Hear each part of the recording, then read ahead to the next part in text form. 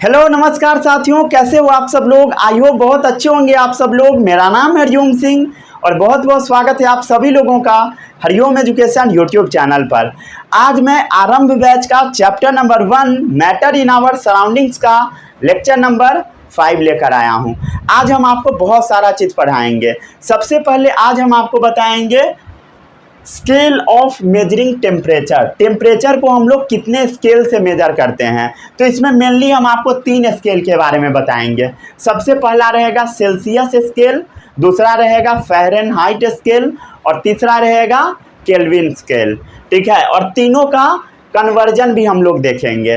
ठीक है, तीनों कैसे रिलेट है उसके बारे में भी आज हम आपको बताएंगे, कैसे रिलेटेड है तीनों। उसके बाद हम लोग देखेंगे temperature as a function of time. समय के साथ टेम्परेचर कैसे बदलता है, क्या होता है, ग्राफ के थ्रू हम समझेंगे। ठीक है, ये भी ग्राफ बहुत इंपॉर्टेंट है, बहुत इंपॉर्टेंट ग्राफ है। ठीक है, उसके बाद आज हम लोग बातचीत करेंगे लैटेंट हीट के बारे में। लैटेंट का मतलब समझते हो? लैटेंट का मतलब होता है हिडन। जब आप स्टेट चेंज करने जाओगे तो बहुत सारा हीट गायब हो जाता है, उसी को हम लैटेंट हीट बोलते हैं। ठीक है, लैटेंट हीट स्टेट चेंज करने के लिए सप्लाई किया जाता है, राइट। तो सबसे पहला है latent heat of fusion. Latent heat of fusion ये कब लगता है? जब सॉलिड से लिक्विड में कन्वर्जन होता है तब। आइए लिक्विड टू गैस वाला वेपोराइजेशन, इसके बारे में भी आज हम आपको काफ़ी डिटेल में बताएंगे। उसके बाद आज हम लोग देखेंगे effect of change of pressure. Pressure बदलने से क्या क्या चेंजेज पॉसिबल है। हालांकि प्रेशर के बारे में मैं एक वीडियो में आपको बताया था, वो सिरिंज वाला। ऊपर से दबाएंगे तो क्या होगा, पार्टिकल्स क्लोज आएगा। उसके बाद जैसे गैस है उसको दबाएंगे तो लिक्विड में कन्वर्जन होगा, लिक्विड को दबाएंगे गैस में होगा। थोड़ा सा बताया था, लेकिन आज थोड़ा अच्छे से बताऊंगा। ठीक है, तो आज का यही लेक्चर है। आज हम लोग मेनली 4 टॉपिक के बारे में पढ़ेंगे, 4 टॉपिक्स पढ़ेंगे। ठीक है, और पिछले वीडियो में मैं आपको बहुत सारा चीज़ पढ़ाया था। ठीक है, सॉलिड क्या होता है, सॉलिड का प्रॉपर्टीज़ क्या क्या है, लिक्विड का प्रॉपर्टीज़ क्या क्या है, गैस का प्रॉपर्टीज़ क्या क्या है। उसके बाद सॉलिड से लिक्विड में बदलता है उसको क्या बोलते हैं। हालांकि आज भी मैं रिवाइज करवा दूंगा। ठीक है, शुरू करें इस लेक्चर को। चलिए शुरू करते हैं इस लेक्चर को। ये अगर लिखना चाहते हो तो लिख लो ताकि देखने में अच्छा लगे कॉपी, नहीं तो शुरू करता हूँ।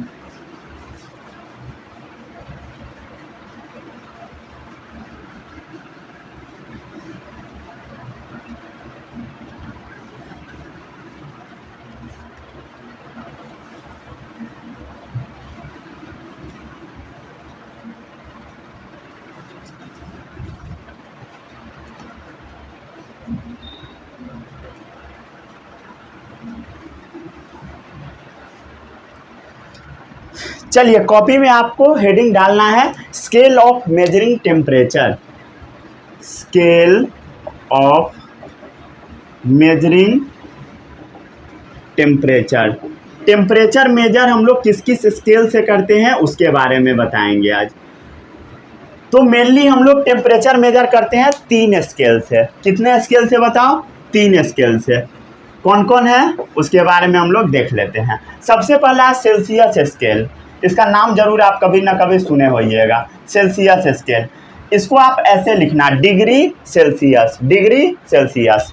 सबसे पहला है सेल्सियस स्केल। दूसरा है आपका फ़ारेनहाइट स्केल। ठीक है, इसको ऐसे लिखना, डिग्री फ़ारेनहाइट। ठीक है, और तीसरा है केल्विन स्केल। केल्विन में आपको डिग्री नहीं लगाना है। ठीक है, केल्विन स्केल। ठीक है, केल्विन में सीधा के लिखना है। ये के है, पता है ना, कुछ और नहीं समझ लेना। ठीक है, चलिए अब हम लोग देखते हैं कि आपस में ये तीनों फॉर्मूला किस तरीके से रिलेटेड है। ठीक है, किस तरीके से आपस में तीनों रिलेटेड है। तो टेम्परेचर जो केल्विन स्केल का होता है, टेम्परेचर जो केल्विन स्केल का होता है वो ना टेम्परेचर सेल्सियस स्केल से 273 गुना ज़्यादा, सॉरी 273 ज़्यादा होता है। ठीक है, गुना नहीं। ठीक है, टेम्परेचर जो आपका रहेगा किस स्केल पे बताइए? सेल्सियस स्केल पे, उससे 273 ज़्यादा होगा, 273। ठीक है, 273 पॉइंट भी लगा सकते हैं, 0.16 होता है, लेकिन हालांकि क्वेश्चन में हम लोग यूज नहीं करेंगे। ठीक है, सीधा 273 मान के सॉल्व कर देंगे। एक ये फॉर्मूला हुआ। चलिए अब आप इससे ये निकाल सकते हैं, ये वाला आता है ना निकालने, क्या होता है बताइए, x equal to y plus कुछ भी है z, तो y का वैल्यू कैसे निकलेगा बताइए, x माइनस जेड। ये तो पढ़े होइएगा बचपन में, समझ में आता है। y क्या होगा बताइए, जैसे यही तो पूछ रहा है y, जैसे आपसे पूछेगा डिग्री सेल्सियस बताइए, तो कैसे निकालोगे बताइए y, तो y ही तो डिग्री सेल्सियस है, कैसे निकलेगा बताइए, इधर वाला माइनस इधर वाला, ये प्लस में है तो माइनस में चला जाता है। ये सब आपको मैथ आता होगा थोड़ा बहुत बेसिक। तो बताइए क्या होगा, टेम्परेचर केल्विन माइनस 273.16, ठीक है, समझ गया, भूलना नहीं है ये सब, ठीक है। अगर नहीं आता है तो लिख लीजिए, अगर आता है तो अच्छी बात है। चलिए ये हुआ दो फार्मूला, और भी कुछ फार्मूला बताता हूँ, जैसे डिग्री फ़ारेनहाइट स्केल का देखिए, ठीक है, एक फार्मूला याद कर लीजिए, सीधा आपको याद करना है, क्या करना है, डिग्री फ़ारेनहाइट स्केल का 9/5C प्लस 32, ठीक है, ये वाला एक फार्मूला है, ठीक है, क्लियर। चलिए अब आपसे पूछा जाएगा क्या चीज़, कि डिग्री सेल्सियस स्केल का बताइए, तो ये भी आपको आता होगा, जैसे सेम इक्वेशन है, सेम इस टाइप पे बैठा दीजिए, क्या आएगा बताइए, 9/5 डिग्री सेल्सियस क्या होगा बताइए, ये माइनस ये होता है, वही है ना, तो क्या होगा बताइए, डिग्री फ़ारेनहाइट माइनस 32, क्लियर।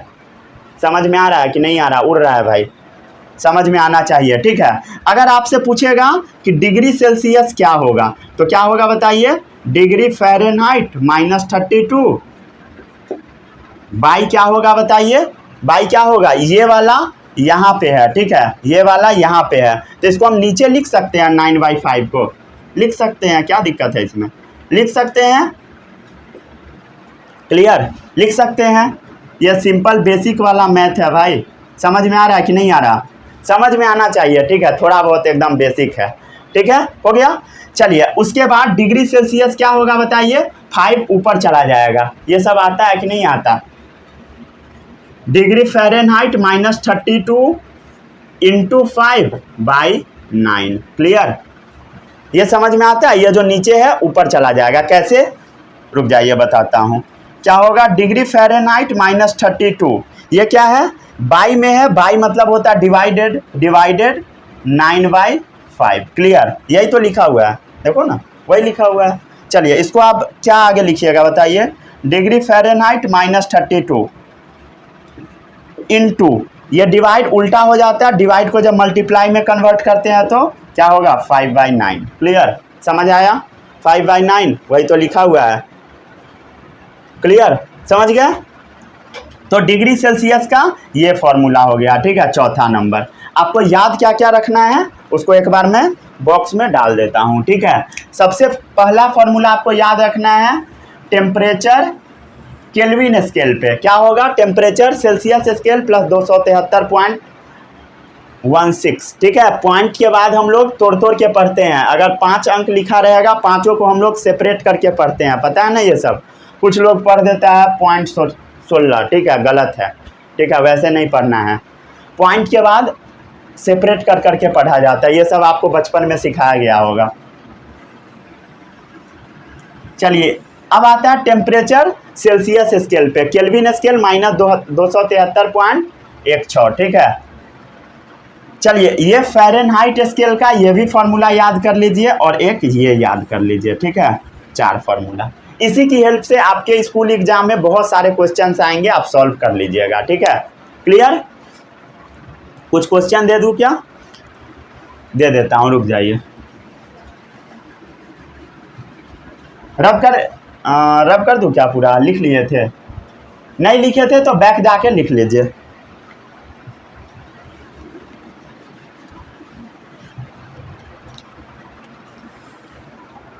हो गया।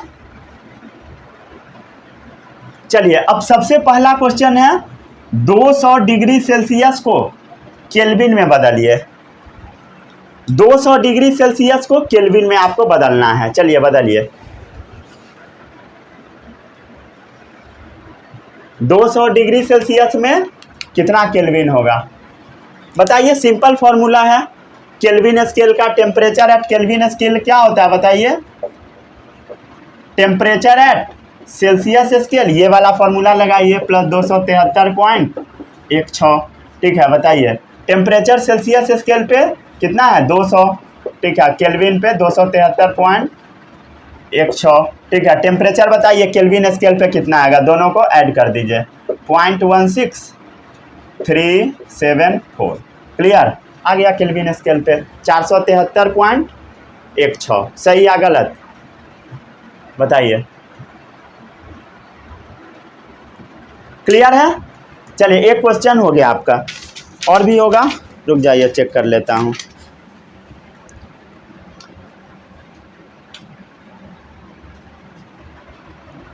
$473.16। चलिए ये हो गया। क्लियर हो गया? चलिए आगे बढ़ते हैं। अब है क्वेश्चन नंबर 2।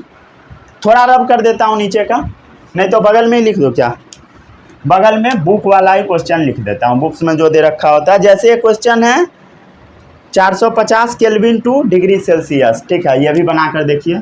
450 केल्विन को डिग्री सेल्सियस में कन्वर्ट कीजिए, बताइए, जल्दी बनाइए जल्दी। ठीक है, सिंपल है एकदम। यहाँ पे लिखा हुआ है टेम्परेचर जो होता है सेल्सियस स्केल पे क्या होगा बताइए? Temperature kelvin scale minus 273.16। ठीक है, केल्विन पे कितना है? 450 माइनस 273.16 कितना आएगा? 48.6। ठीक है, क्लियर हो गया? ठीक है, वो क्या चीज़ में आएगा बताइए? डिग्री सेल्सियस में है। ये क्या चीज़ में आएगा बताइए? केल्विन में। क्लियर हो गया? चलिए आगे बढ़ते हैं अब अगले टॉपिक पे। अगर आपको कुछ रिलेटेड इससे रिलेटेड क्वेश्चन मिलेगा बुक में, कर लीजिएगा, बहुत ज़्यादा नहीं कराता हूँ। ठीक है, बुक्स में तो होगा ही, कोई भी बुक बनाइएगा उसमें मिल जाएगा। ठीक है, एनसीईआरटी में शायद नहीं दे रखा है क्वेश्चन इससे, ये दोनों नीचे वाला फॉर्मूला से, हाँ नहीं दे रखा है। आपके अगर स्कूल बुक में मिलेगा तो ये दोनों फॉर्मूला लगा के निकाल लीजिएगा। ठीक है, एनसीईआरटी में नहीं है इसलिए मैं छोड़ देता हूँ क्वेश्चन, कॉन्सेप्ट बस बता दिया। चलिए आगे बढ़ते हैं। अब है second topic, temperature as a function of time.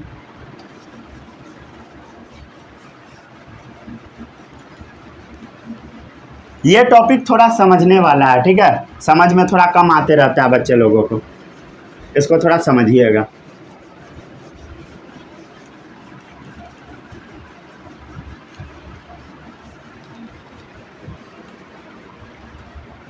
Temperature और टाइम के साथ कैसे रिलेटेड होता है टेम्परेचर टाइम, उसके बारे में बताते हैं। ठीक है, टेम्परेचर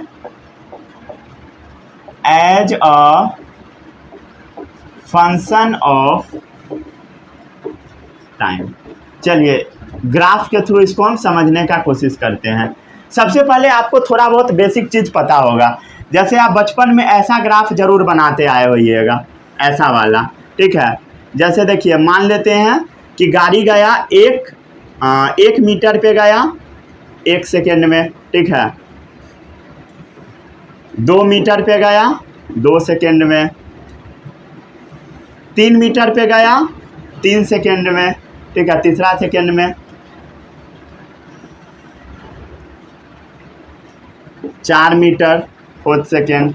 ठीक है, तो ये ग्राफ कैसे है बताइए? सीधा है, सीधा, समझ में आ रहा है? ये क्या है? नीचे टाइम है और ऊपर में क्या है बताइए? डिस्टेंस।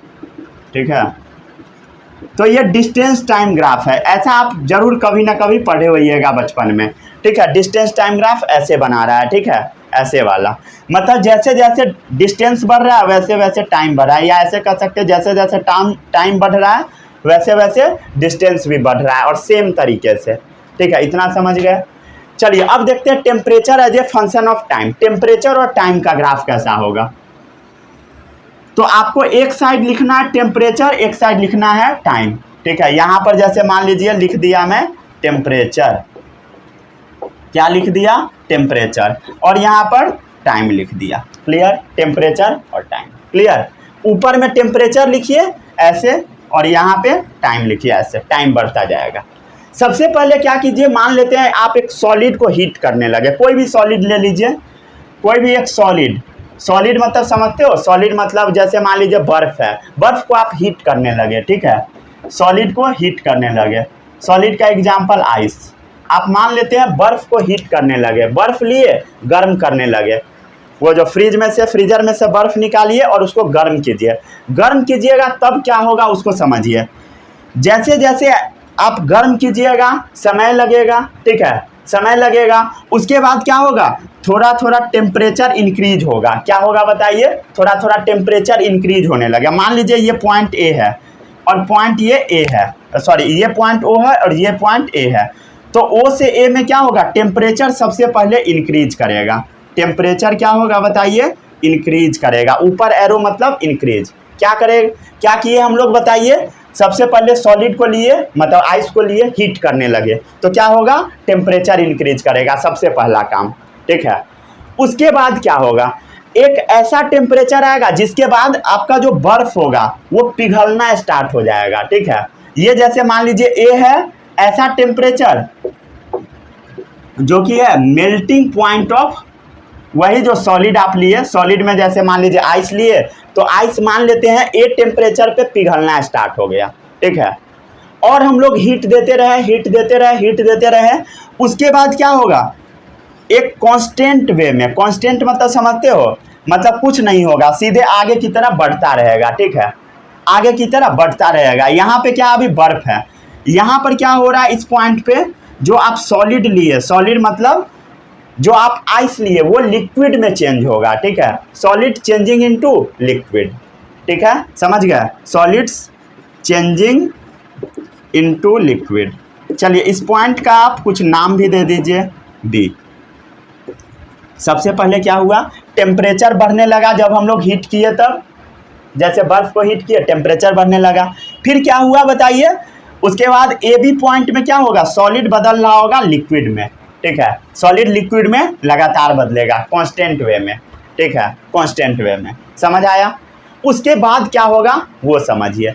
उसके बाद क्या होगा, जितना भी सॉलिड है सब लिक्विड में चेंज हो जाएगा। उसके बाद फिर से टेम्परेचर बढ़ने लगेगा, सॉलिड क्या हो गया, जैसे आइस पानी में बदल गया, ठीक है। उसके बाद टेम्परेचर फिर से इंक्रीज होने लगेगा। जैसे देखिए फिर से क्या हो गया बताइए, यहाँ पे टेम्परेचर बढ़ने लगेगा, समझिए पहले। फिर से क्या होगा, टेम्परेचर बढ़ने लगेगा। इस पॉइंट का कुछ भी नाम दे दीजिए, क्लियर। फिर से टेम्परेचर बढ़ने लगेगा, क्लियर, क्लियर है।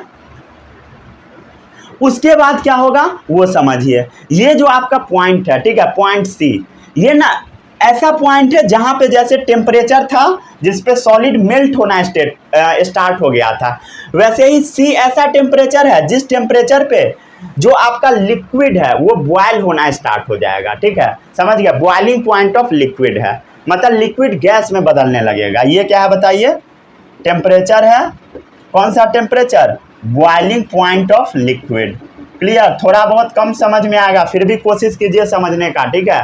पहली बार आप ग्राफ देख रहे हैं, कुछ लोग ग्राफ को पूरा स्किप ही मार देते हैं, स्किप नहीं मारना, ये एग्जाम में आ जाता है, ठीक है, इसलिए बता रहा हूँ। ये क्या है बताइए, सी ऐसा टेम्परेचर है जो कि बॉइलिंग पॉइंट है लिक्विड का, क्लियर। मतलब लिक्विड क्या चीज़ में कन्वर्ट हो रहा होगा इस टाइम पे बताइए, गैस में, लिक्विड टू गैस कन्वर्जन होगा पॉइंट सी पे।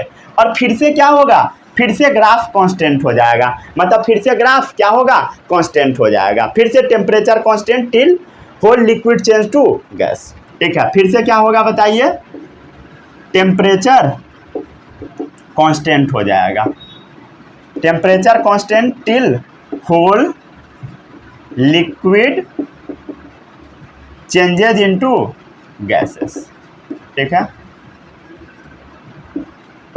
होल लिक्विड, जितना भी लिक्विड है सब जब तक गैस में नहीं बदल जाएगा तब तक टेम्परेचर कांस्टेंट ही रहेगा, समझ गए। इसमें किसी को कोई भी डाउट नहीं होगा, समझ आया कि नहीं आया।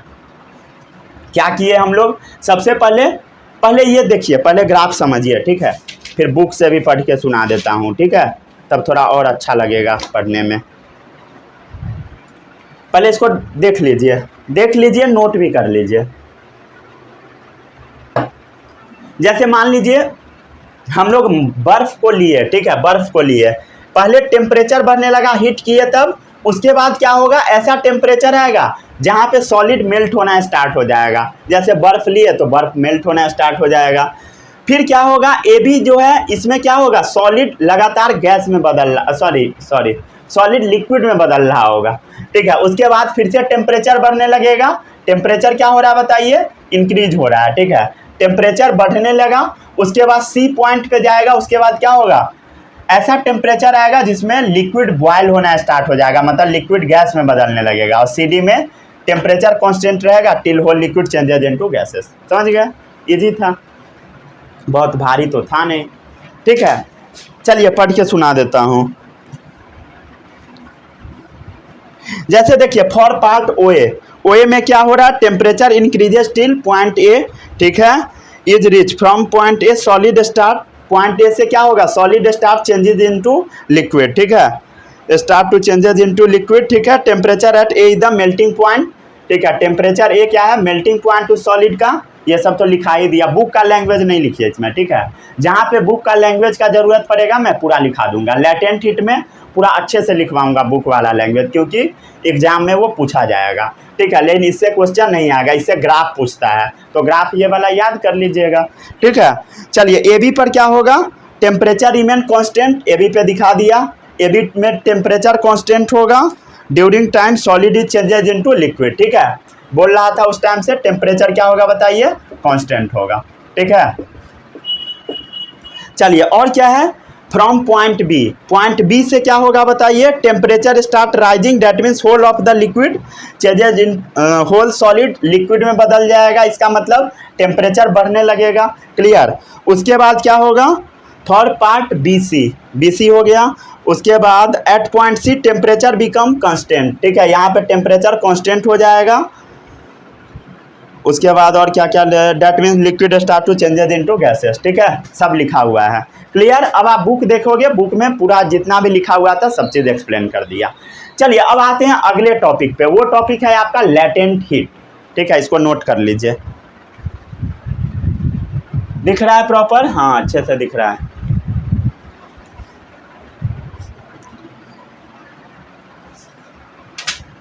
लैटेंट हीट देखे, चलिए इसको नोट कीजिए।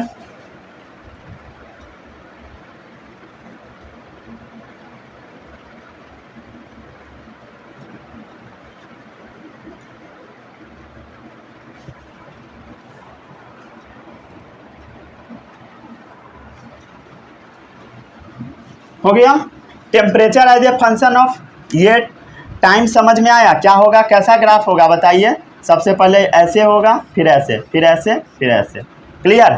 ये वाला बस ग्राफ याद कर लीजिए, ठीक है। एग्जाम में ऐसा ही क्वेश्चन आएगा, जैसे देखिए इस बुक में बना हुआ है ऐसा ही ग्राफ, क्लियर। बस इस ग्राफ को रट लीजिए, हो गया। पहले क्या होगा, पहले टेम्परेचर इंक्रीज होगा, फिर कांस्टेंट, फिर इंक्रीज, फिर कांस्टेंट, हो गया, क्लियर। चलिए आते हैं अब हम लोग अगले टॉपिक पे। अगला टॉपिक है आपका क्या चीज़, लैटेंट हीट। लैटेंट का मतलब समझते हो, हिडन होता है, क्या होता है थोड़ा समझते हैं अब हम लोग अच्छे से। लैटेंट हीट भी थोड़ा बहुत समझने में बच्चे लोगों को दिक्कत होता है, चलिए उसको भी समझाता हूँ।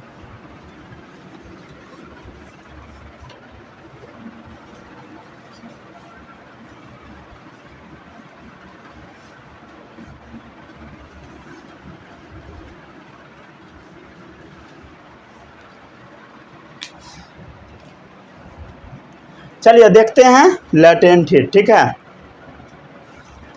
हेडिंग डालिए कॉपी में, लैटेंट हीट, लैटेंट हीट, ठीक है। इसका थोड़ा बेसिक समझिए। कोई भी सब्सटेंस को मान लेते हैं आप हीट कीजिएगा, हीट जैसे मान लीजिए लोहा को हीट कीजिएगा, लोहा को हीट कीजिएगा तब क्या होगा बताइए, टेम्परेचर राइज करेगा, ये तो सबको पता है, इसमें क्या हम नया बताया, कुछ नहीं बताया, ये तो अच्छी बात है।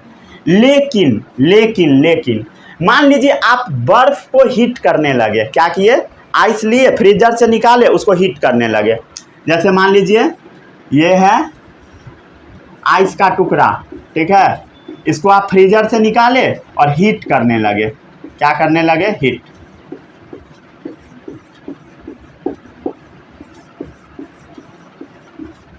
ठीक है, आइस को आप हीट करने लगे।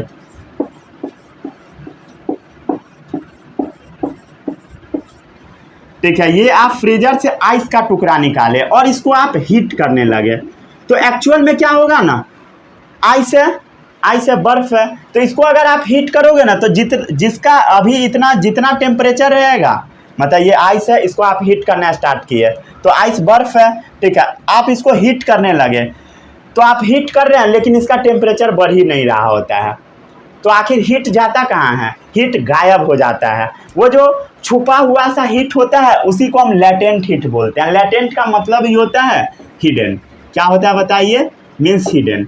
आप बर्फ को पिघला रहे हैं, पिघलाने के लिए हीट दे रहे हैं लेकिन हीट वो दिख ही नहीं रहा है, बर्फ गर्मी नहीं हो रहा है, टेम्परेचर में कोई फ्लक्चुएशन आ ही नहीं रहा है, तो वो हीट जा कहाँ रहा है, तो वो हीट गायब हो जा रहा है, ठीक है, हिडन है, वो छुपा हुआ हीट है, उसी हीट को हम लेटेंट हीट बोलते हैं। When heat is supplied to change the physical state of a substance, इसका पहले डेफिनेशन लिखिए। When heat is supplied to change the physical state of a substance, ठीक है, जैसे मान लीजिए ये बर्फ है, बर्फ का फिजिकल स्टेट क्या है बताइए, सॉलिड, ठीक है।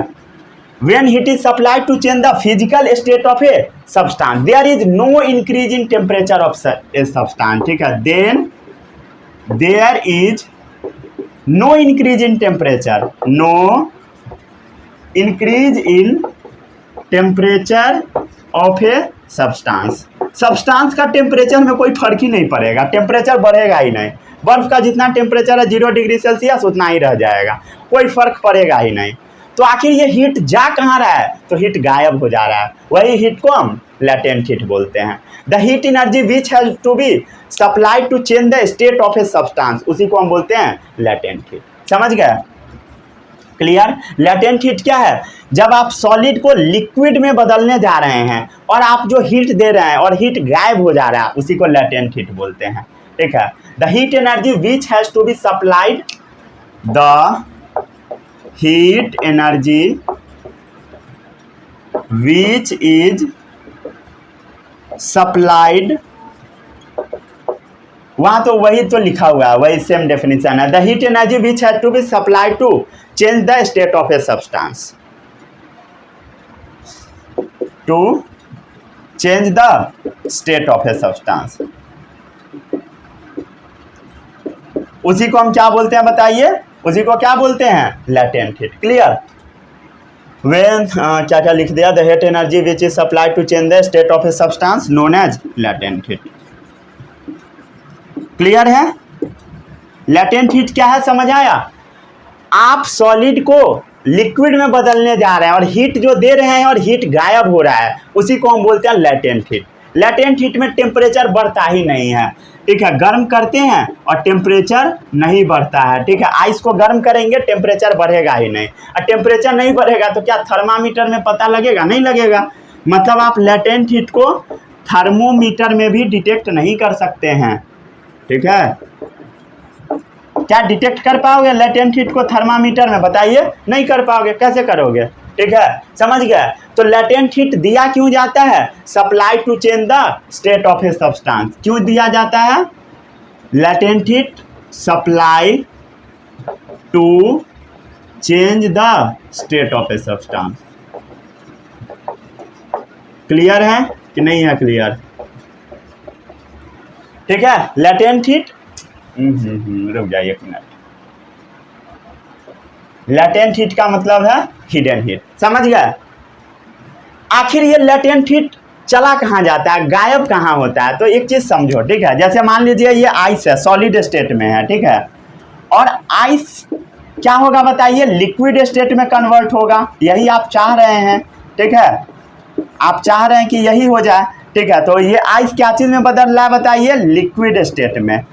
तो आइस जो सॉलिड से लिक्विड में बदलेगा, ठीक है, यहाँ भी टेम्परेचर कितना है, 0 डिग्री सेल्सियस, यहाँ भी 0 डिग्री सेल्सियस है, ठीक है, दोनों का 0 डिग्री सेल्सियस है। लेकिन आखिर ये हीट जा कहाँ रहा है, तो एक्चुअल में हीट ये जो आपस में दोनों जुड़ा हुआ है ना, इसके फोर्स को तोड़ रहा है, इसके फोर्स को ओवरकम कर रहा है, ब्रेक कर रहा है, ठीक है। तो लेटेंट हीट करता क्या है एक्चुअल में वो समझ में आया, इसके बीच का जो बॉन्डिंग है उसको तोड़ देता है। Latent heat is use in overcoming the force of attraction, ठीक है। Latent heat is used in overcoming, overcoming मतलब breaks, overcoming the force of attraction. ये जो आपस में दोनों जुड़ा हुआ है उसके फोर्स को तोड़ देगा, फोर्स ऑफ अट्रैक्शन, समझ आया। Latent heat is use in overcoming the force of attraction between the particles of a substance during the change of state, ठीक है। ये सब लिखना जरूरी नहीं है, अगर मन है तो लिख लीजिए, ठीक है, लेकिन जरूरी नहीं है। बिटवीन को हम लोग शॉर्ट में B/W लिख देते हैं, ठीक है, ऐसे ही, ठीक है। क्या क्या लिख दिया, latent heat is use in overcoming the force of attraction between the particles of a substance, ठीक है, क्लियर। चाहे कोई भी चीज हो सकता है, ऐसा जरूरी नहीं है कि आईसी होगा, दूसरा चीज भी हो सकता है, ठीक है। During the change of state, ठीक है, during the change of state. Example अभी दे देकर बताऊंगा, ठीक है। जैसे अभी हम आपको उसका एग्जाम्पल देंगे, किसका, लिक्विड से भी गैस का देंगे, लेटेंट हीट ऑफ वेपोराइजेशन, ठीक है, समझ गए।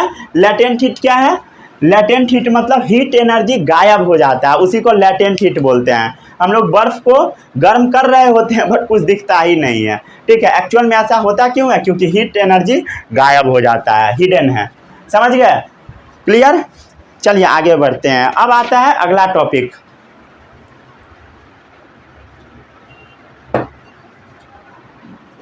अगला टॉपिक है लेटेंट हीट ऑफ फ्यूजन, ठीक है, उसके बाद vaporisation.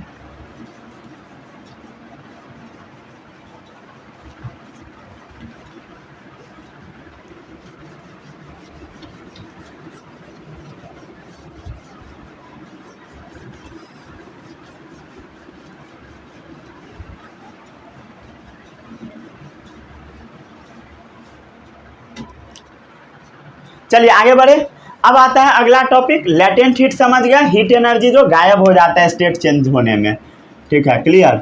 Latent heat, latent heat दो टाइप का हम आपको बताएंगे, ठीक है। सबसे पहला है लेटेंट हीट ऑफ फ्यूजन, ठीक है।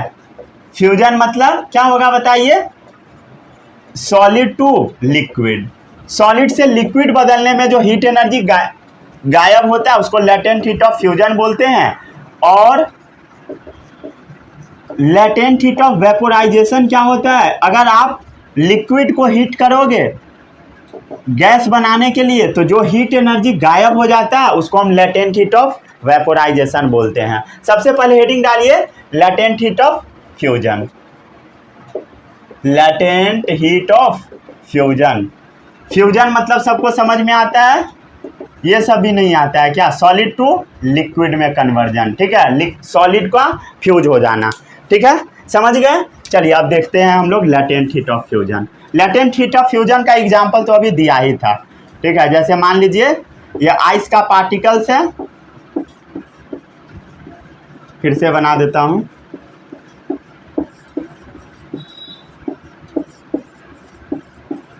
चलिए छोटा सा क्यूब रहने देते हैं, इतना बड़ा कौन बनाएगा, ठीक है। ये आइस का पार्टिकल्स है, आप क्या किए, इसको हीट देने लगे, हीट देने लगे, टेम्परेचर में कोई भी फ्लक्चुएशन नजर नहीं आएगा, ठीक है। और क्या होगा, इसका पार्टिकल सब दूर दूर चला जाएगा, क्लियर। और लेटेंट हीट गायब जो हीट हो रहा है वो कहाँ जा रहा है, इसके पार्टिकल्स के बीच में जो फोर्स लग रहा है और फोर्स ऑफ अट्रैक्शन उसको तोड़ने में गायब हो जा रहा है, ठीक है। ये क्या है बताइए, सॉलिड है, ये क्या है, लिक्विड है, ठीक है।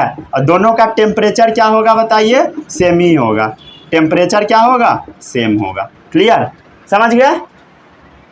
इसी को हम बोलते हैं latent heat of fusion. The amount of heat energy is required to change 1 kg of a solid. चल इसका डेफिनेशन हम देख देते हैं, ठीक है, बुक वाला डेफिनेशन। पहले बुक वाला डेफिनेशन लिखिए, ठीक है, समझा तो दिया, 1 kg सॉलिड को लिक्विड में बदलोगे उसी को लेटेंट हीट ऑफ फ्यूजन बोलते हैं, लेकिन एग्जाम में बुक वाला डेफिनेशन आपको लिखना पड़ेगा, ठीक है। तो बुक का डेफिनेशन हम लोग लिखते हैं, the amount of heat energy that is required, the amount of heat energy, इसको जानते हो क्या पढ़ते हैं, डेट इज पढ़ते हैं, I.E, ठीक है, इसको डेट इज पढ़ते हैं।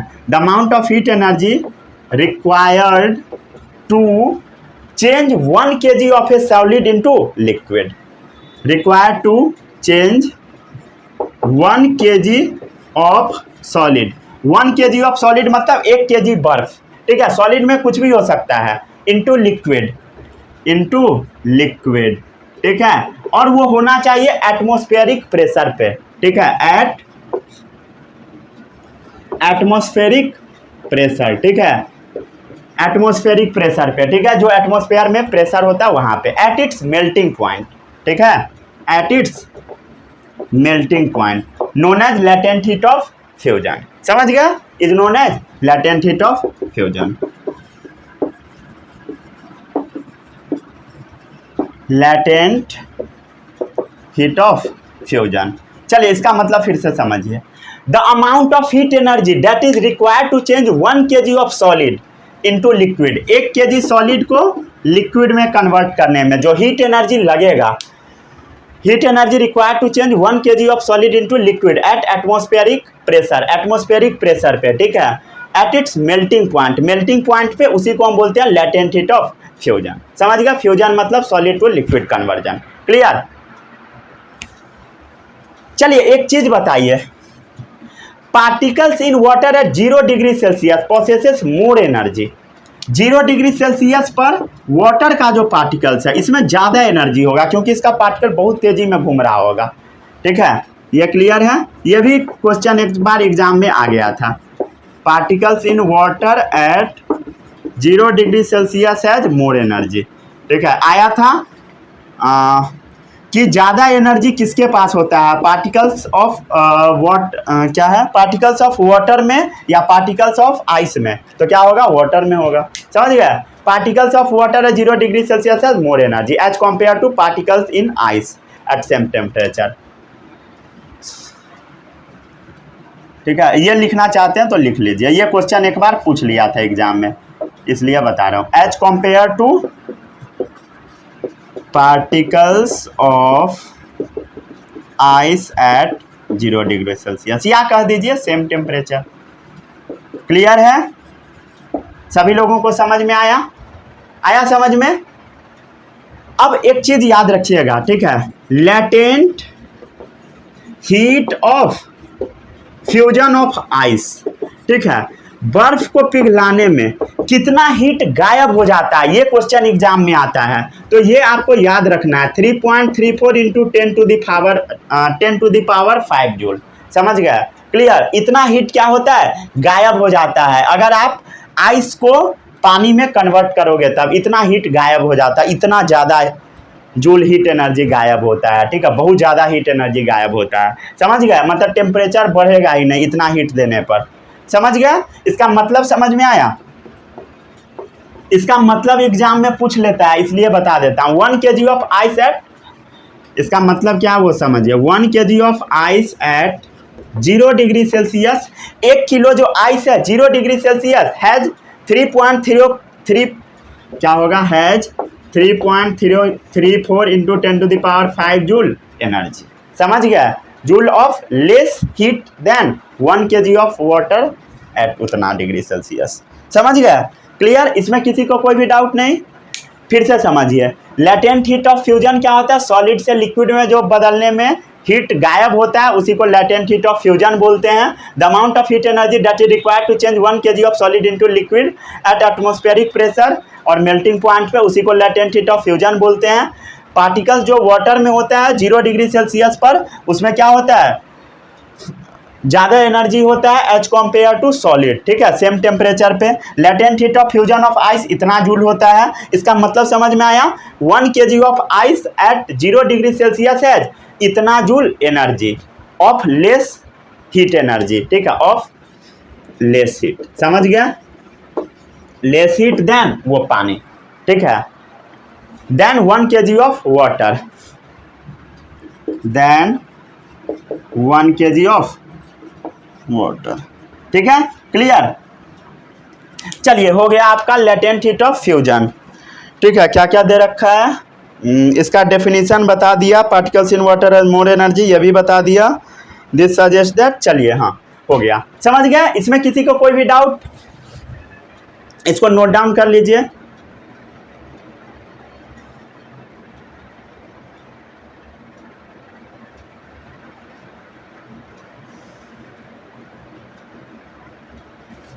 ठीक है, समझ गए।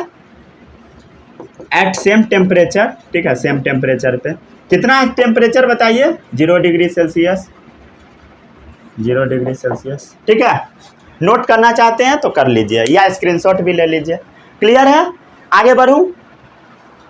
चलिए अब हम आपसे एक क्वेश्चन पूछते हैं, इसका मतलब समझ में आया। Latent heat of fusion of ice कितना होगा, आइस को फ्यूज कराने में कितना हीट गायब होगा, इतना जूल। इसका मतलब क्या हुआ, 1 kg of ice at 0 degree Celsius, 1 kg जो आइस है 0 डिग्री सेल्सियस हैज इतना जूल ऑफ लेस हीट, इसके पास उतना कम हीट है, then 1 kg of water at same temperature. मतलब ये जो पानी है इसमें बहुत ज़्यादा एनर्जी है, लिक्विड में कितना एनर्जी है बताइए, बताइए कितना है, इतना ज़्यादा 3.34 इंटू 10⁵ जूल। समझ गया, इतना ये हीट एनर्जी अपने अंदर लेके बैठा है, ठीक है, छुपा के रखे हुए है। समझ में आया। 1 kg of ice at 0 degree Celsius has 3.34 into 10⁵ joule of less heat than 1 kg of water at same temperature. समझ गया।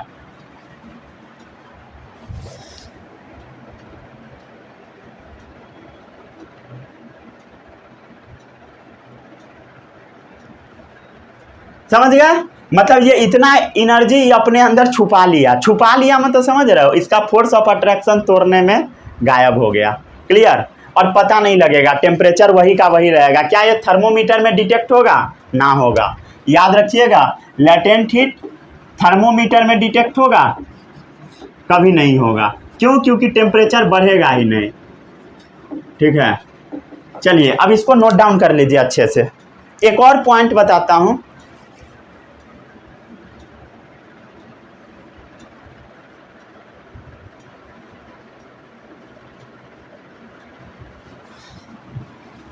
चलिए एक और छोटा सा पॉइंट है, ये एग्जाम में आ गया था। आपसे पूछा जाएगा कि आपको कोई भी चीज़ ठंडा करना है, जैसे शादी विवाह में होता है ना, कोल्ड ड्रिंक्स ठंडा करना होता है, तो उतना फ्रिज कहाँ से आएगा, उतना सारा कोल्ड ड्रिंक्स रखने में, तो बर्फ़ में रखा जाता है। तो एक क्वेश्चन आपसे पूछा जाएगा, क्या 0 डिग्री सेल्सियस वाला बर्फ़ में आप डालोगे कोल्ड ड्रिंक्स को या पानी में डालोगे? स्वाभाविक चीज़ है, बर्फ़ में हम लोग डालेंगे। ये भी क्वेश्चन एक बार स्कूल एग्जाम में पूछ लिया था, एक बार नहीं कितना बार पूछे हुए हैं। ठीक है, आपके एग्जाम में भी आ जाएगा। ठीक है, ice at 0 degree Celsius is more effective in cooling than water at 0 degree Celsius. समझ गया, ये तो सबको पता है। ठीक है, for melting each kg of ice has take इतना जूल ऑफ एनर्जी गायब कर लेगा। कितना जूल, 3.34 इंटू इतना जूल। समझ गया, मतलब आइस को मेल्ट होने में कितना लेटेंट हीट लगेगा बताइए। लेटेंट हीट मतलब हीट एनर्जी गायब होगा, 3.34 इंटू 10⁵ जूल। क्लियर, क्लियर है। चलिए आपके पास बुक होना चाहिए, ठीक है, साथ में बुक रखिएगा। कोई भी कंपनी जो पब्लिकेशन का है सब चलेगा। ठीक है, बुक में लिखा होगा ये सब भी। ठीक है, जैसे मैं पढ़ के सुनाता हूँ। चलिए, it is found that ice at 0 degree Celsius is more effective in cooling than a water at 0 degree Celsius. This is the fact due to for melting each kg of ice take इतना latent heat. समझ गए, ice को melt कराने में, पिघलाने में इतना latent heat चला जाएगा। ठीक है, समझ गए। In contrast water at 0 degree Celsius can not take any such latent heat. ठीक है, वाटर 0 डिग्री सेल्सियस पे हीट गायब नहीं होगा। समझ गया, चलिए आगे बढ़ते हैं।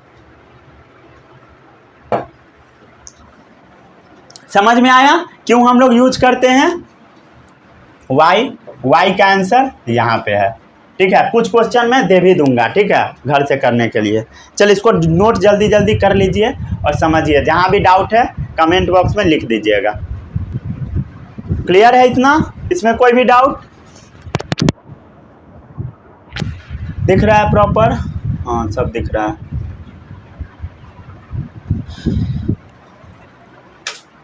समझ में आया लेटेंट हीट ऑफ फ्यूजन? समझ गए, किसी को इसमें कोई भी डाउट नहीं होगा? दिख रहा है प्रॉपर?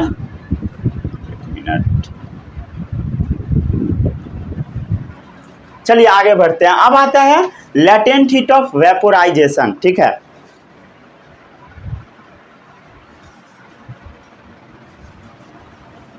अगला टॉपिक है,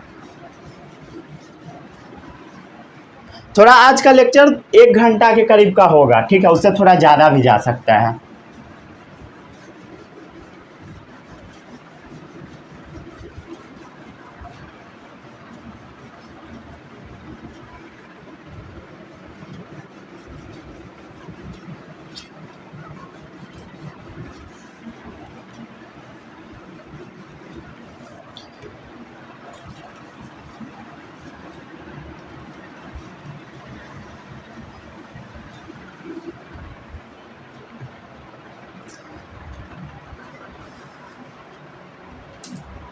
चलिए कॉपी में आगे हेडिंग डालिए लेटेंट हीट ऑफ वेपोराइजेशन, ठीक है। लेटेंट हीट ऑफ फ्यूजन देख लिए, अब आता है latent heat of vaporisation.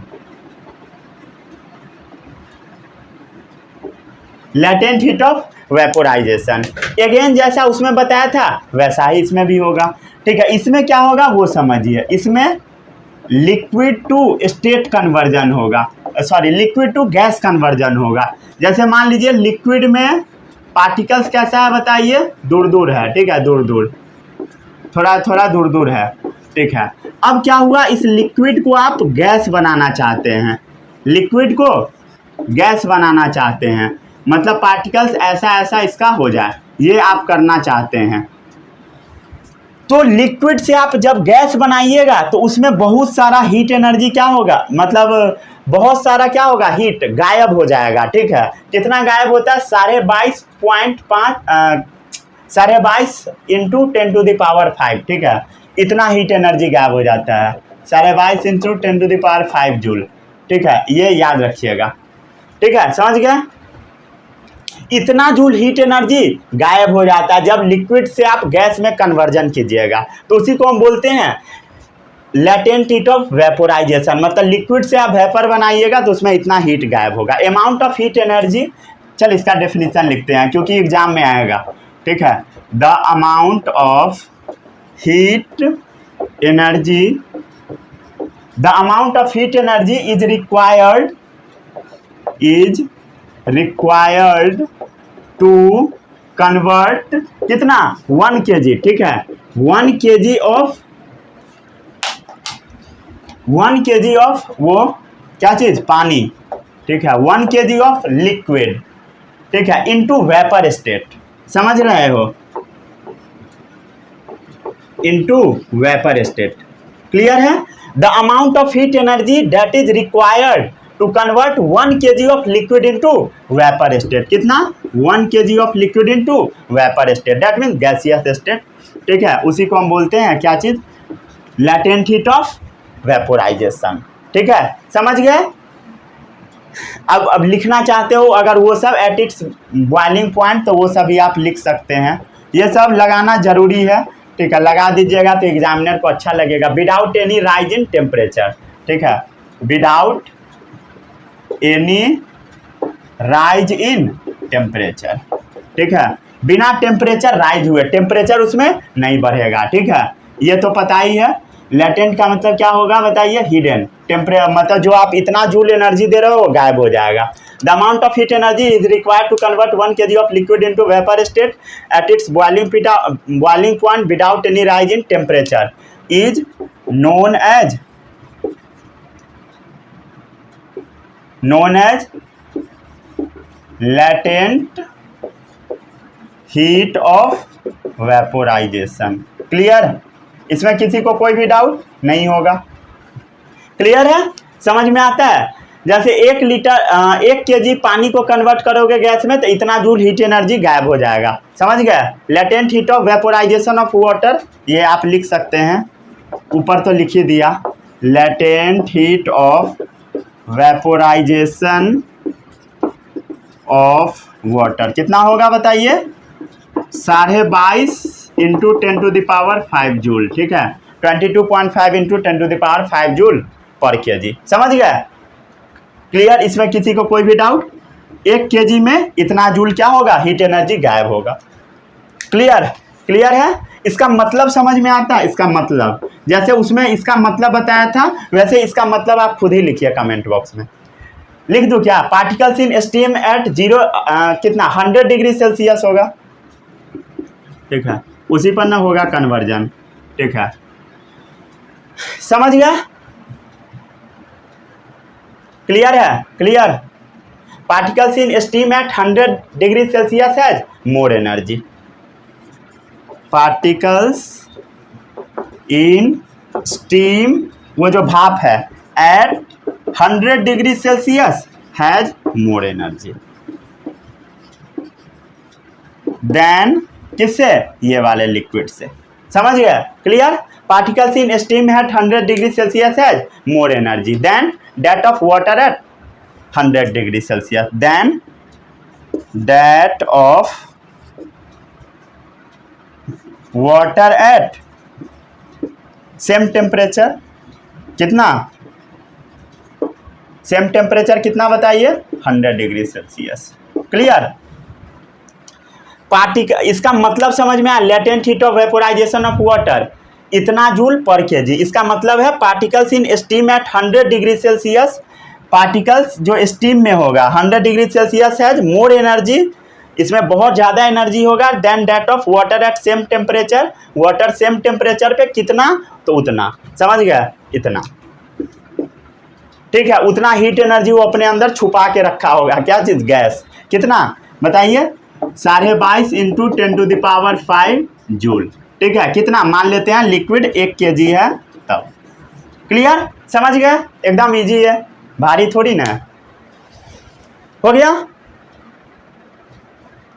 Steam at 100 degree Celsius is more effective in heating, जैसा पहले बताया था, ठीक है। Steam in 100 degree Celsius is more effective, जैसा उसमें बताया था ना, more effective in heating, effective in heating than that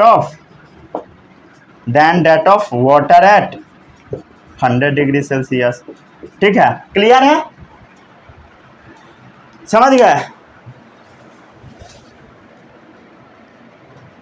चलिए, अभी जो कोविड आया था उसमें सब क्या कर रहा था? भाप ले रहा था।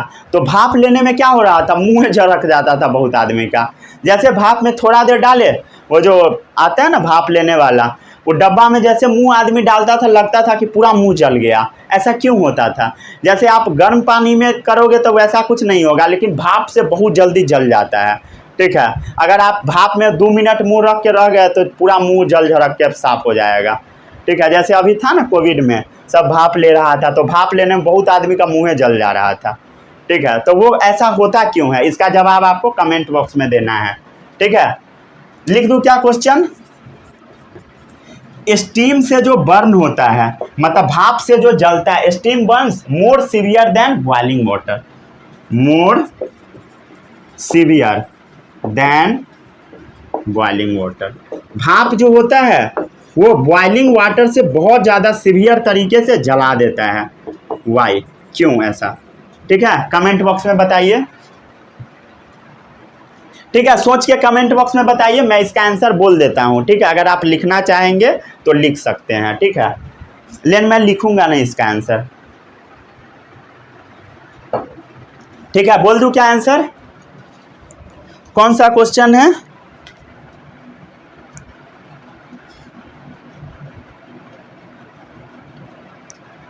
Latent heat of vaporization it have been found in to burn cause by steam are more severe than. देखिए, ये कोविड से पहले का बुक है, लिखा हुआ है, ठीक है। चलिए, इसका आंसर क्या है? H particles in steam has absorb extra energy. जो स्टीम का पार्टिकल्स होगा उसके पास एक्स्ट्रा एनर्जी होता है, इतना जूल का। क्लियर? वही लिखा हुआ है, each particle in steam has absorb extra energy in the form of latent heat of vaporization than boiling water. Thus when steam fall on our skin and condense to produce water, जैसे मान लीजिए steam हमारे शरीर पे गिरा और पानी बनना चाहेगा, तब क्या होगा बताइए? इट गिव्स आउट, वो कितना ज़्यादा हीट एनर्जी रिलीज करेगा? 22.5 इंटू 10⁵ जूल, ठीक है, per kg more heat than boiling water at same temperature. वही है, यही लॉजिक लिख दिया। इसका आंसर आप कमेंट बॉक्स में लिख के बताएं, हालांकि मैं तो आपको बता ही दिया। बुक से भी खोज सकते हैं, गूगल से भी खोज सकते हैं, ठीक है। हालांकि मैं बुक से भी बोल दिया, अब बता भी दिया था, ठीक है। इतना हो गया। चलिए अब हम पढ़ते हैं effect of change of pressure, ठीक है। ये एक सारा हुआ सा टॉपिक है। Effect of change of temperature पिछले दिन मैं आपको पढ़ाया था, ठीक है। आज पढ़ाएंगे effect of change of pressure. उसके बाद एक लेक्चर और आएगा, ये चैप्टर डन हो जाएगा। इवोपोरेशन लास्ट लेक्चर है, उसके बाद चैप्टर डन, ठीक है। हो गया, इसको नोट कर लिए। और बैकलॉग नहीं लगाइए, ठीक है। बैकलॉग का मतलब होता है आज का काम कल पे नहीं टालिए, ठीक है। आज मैं पढ़ाता हूँ, आज ही पढ़ लीजिए। कुछ बच्चा कमेंट में बता रहा था कि लेक्चर नहीं हो रहा, लेक्चर नहीं हो पा रहा है, तो बीच में मैं कुछ दिन का आपको गैप दे दिया था, अब गैप नहीं मिलेगा, ठीक है। साथ साथ पढ़ते जाइए। चलिए आगे बढ़ते हैं। अब आते हैं अगला टॉपिक, वो टॉपिक है effect of change of pressure. Video का साइज बहुत ज़्यादा तो नहीं बड़ा हुआ ना? एक मिनट रुक जाए, चेक कर लेता हूँ। बस 56 मिनट हुआ, ज़्यादा नहीं है, 1.25 घंटा के करीब का होगा। Effect of change of pressure बहुत इजी है, ठीक है, ये आपको आता भी होगा।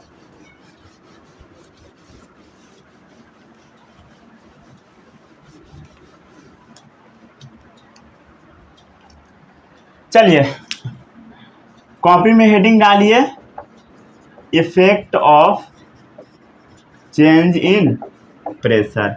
अगर आप प्रेशर में चेंजिंग करोगे तो क्या इफेक्ट आएगा, उसके बारे में हम लोग देखते हैं, ठीक है। क्लियर। इसके लिए सबसे पहले आपको एक वो ले लेना है, क्या चीज़, पिस्टन जो होता है वो वाला, ठीक है। जैसे मान लीजिए वो सिरिंज वाला जो होता है थोड़ा मजबूत रहना चाहिए, ऐसा ना हो कि टूट जाए, ठीक है। तो वैसा मान लेते हैं, मजबूत वाला हम लोग ले लिए, ठीक है। थोड़ा सा इसको मोटा कर देता हूं ताकि मजबूत हो जाए।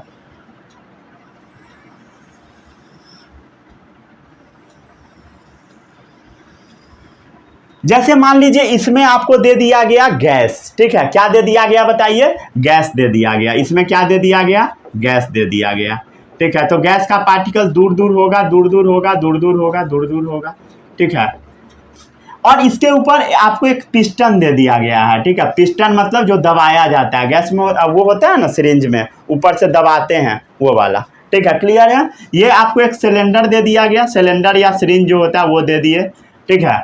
और गैस इसमें दे दिया गया और इसको बोला गया कि दबाओ। जब आप इसको दबाइएगा तो क्या होगा बताइए, इसका पार्टिकल्स जो दूर दूर है, ठीक है, ये आपस में क्लोज होगा, ठीक है। तो जैसे इस पार्टिकल्स को हम लोग क्लोज कर लेते हैं,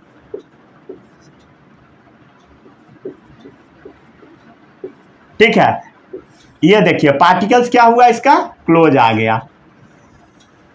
मतलब अब ये किस स्टेट में आ गया है बताइए, लिक्विड स्टेट में। आप इस पे प्रेशर लगाए, बहुत जोर से प्रेशर लगाए, दब के लिक्विड में कन्वर्ट हो गया। फिर और ज्यादा आप इसमें प्रेशर लगाए तो ये कन्वर्ट हो जाएगा क्या चीज में बताइए,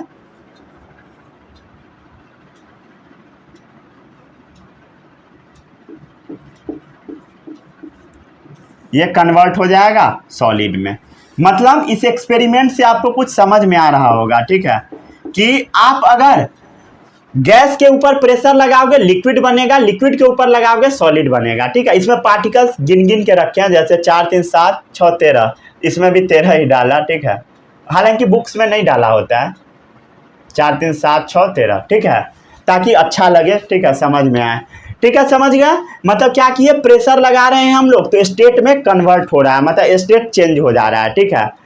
प्रेशर अप्लाई करने पर क्या होगा बताइए, गैस बन जाएगा। गैस क्या होगा, लिक्विड में कन्वर्ट होगा।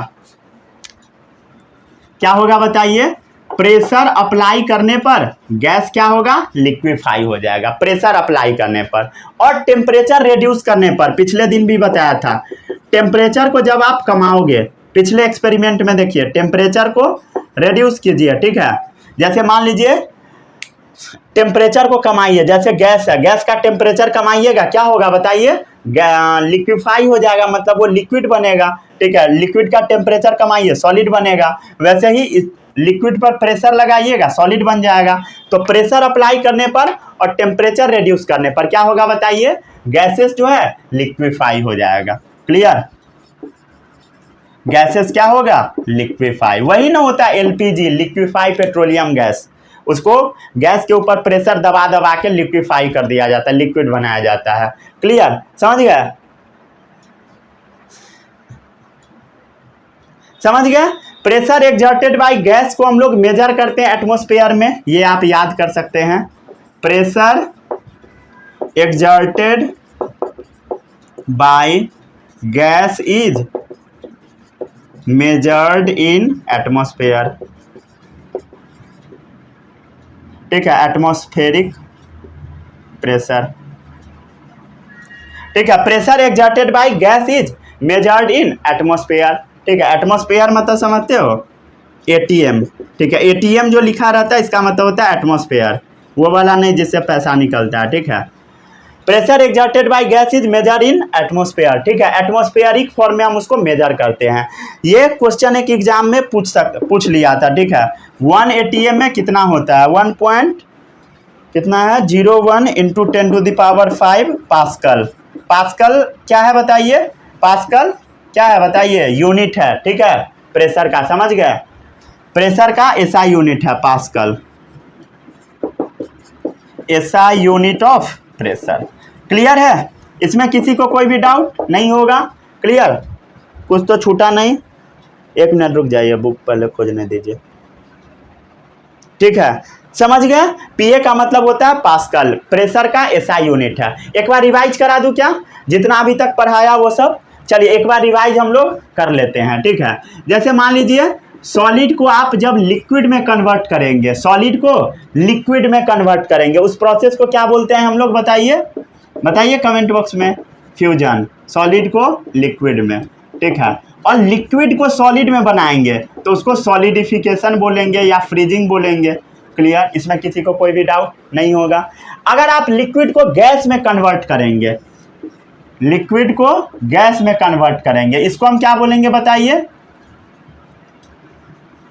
इसको हम लोग बोलेंगे वेपोराइजेशन।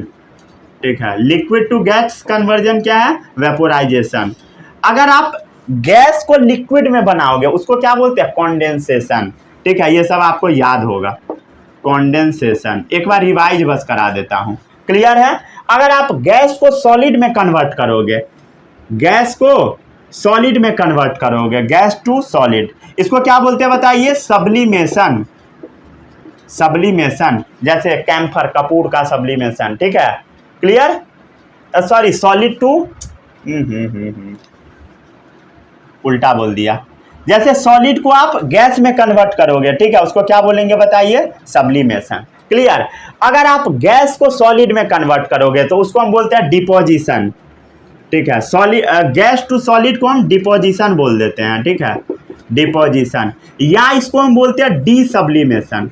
क्या बोलते हैं बताइए, डी सब्लिमेशन। ठीक है, किसी किसी बुक्स में डिपोजिशन के जगह पे सब्लिमेशन ही लिख देता है। ठीक है, थोड़ा वो गलत है कहना, लेकिन लिखा रहता है किसी किसी बुक में।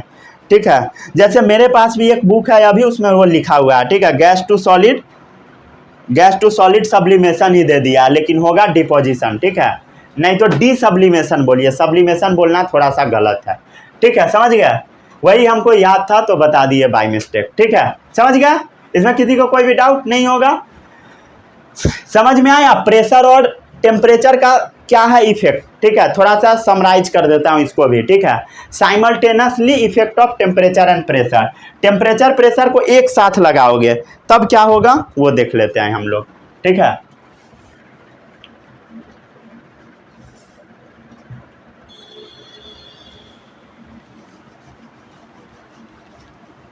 पाँच मिनट का बस टॉपिक बचा है। ठीक है, बस 5 मिनट।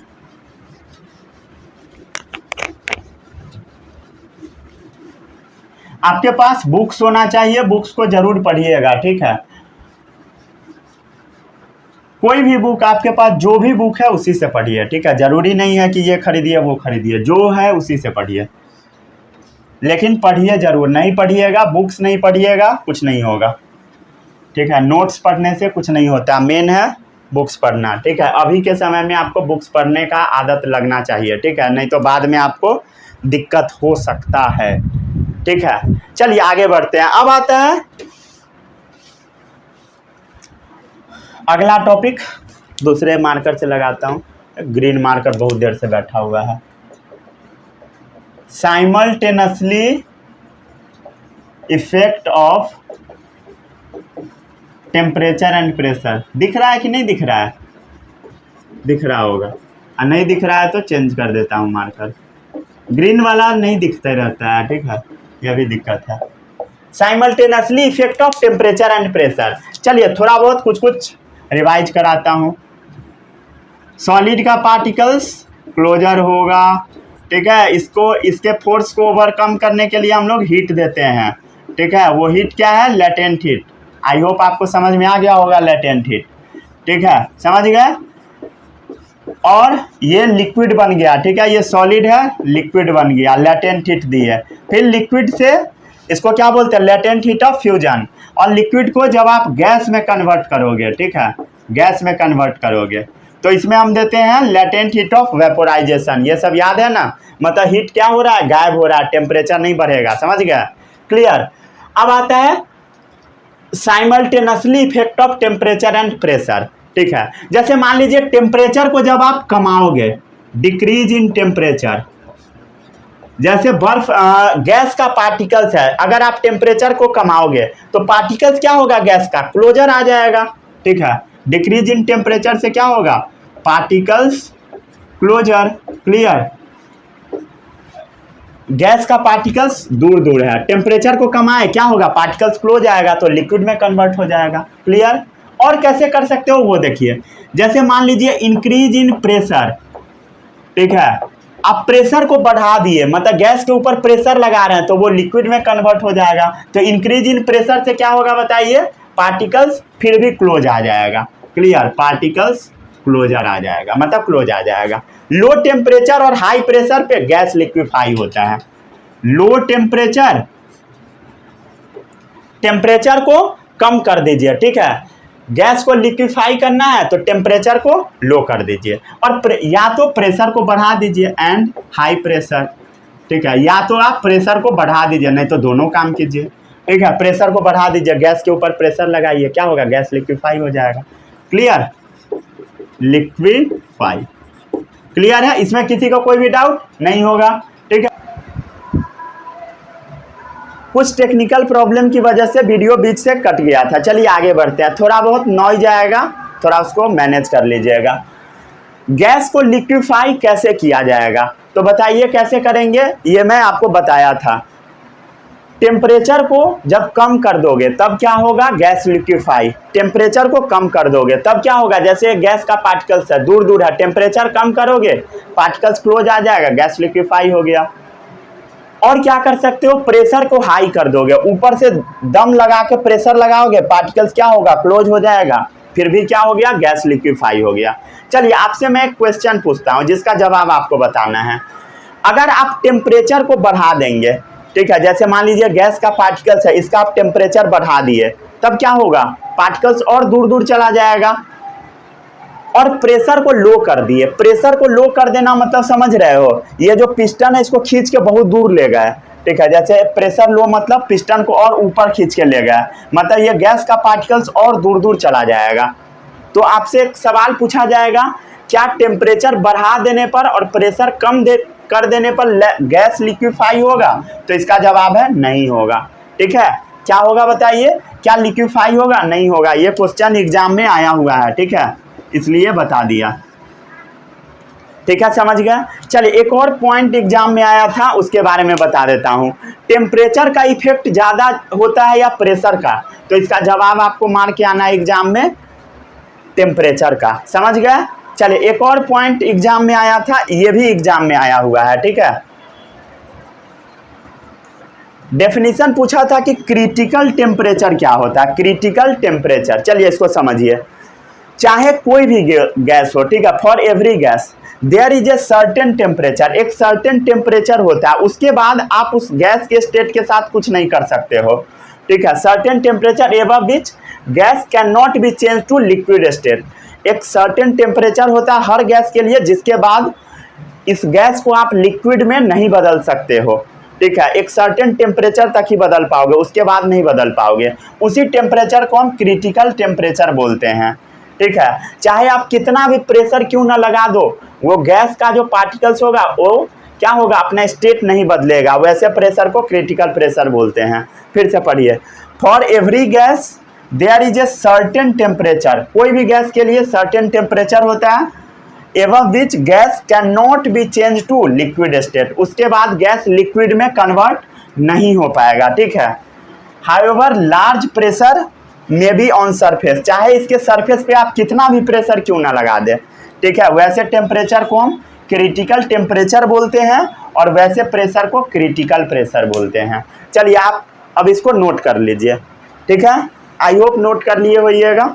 चलिए मिलते हैं अगले वीडियो में, तब तक के लिए all the best, bye bye, जय हिंद।